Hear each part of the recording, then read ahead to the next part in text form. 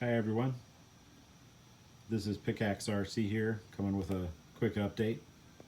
I just got something cool in the mail and I can't wait to try it out, but I figured I'd share first and see what everybody thinks. Have been having a lot of problems with torque twist on my Everest-10, Redcat Racing Everest-10. And so what I did was I started, I was going to design one real quick on the 3D printer and just print one out because I'm pretty sure that would be just fine. But I was too lazy. I figured I'd just buy one real quick and Amazon Prime it the next day. So I got these things. They're made for Traxxas, and they seem pretty cool. I haven't tried them out yet.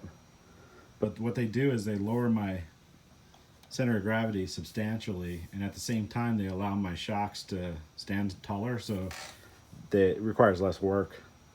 Requires the shocks to do less work. They have a better ability to dampen, and they don't become as susceptible to torque twist. But at the same time, my ability to, flex, around crazy stuff went way down. I wouldn't say way down. I mean, I'd say, I don't know, I probably lost maybe a third, quarter capability. Before I could almost flex at 90 degrees. But at the same time, you'd put on the gas and this whole thing would just bow to the left. It looked really stupid. And it's not fun climbing with that because whenever you climb with it, one of your wheels wants to pick up and then you have a better chance of rollover. So I haven't put any weights on it yet. I know I need to do that and probably looking at some other upgrades too.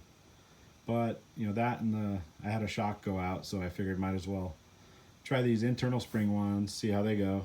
It's kind of weird to figure out how to fill them, but once you get that through, they're pretty good.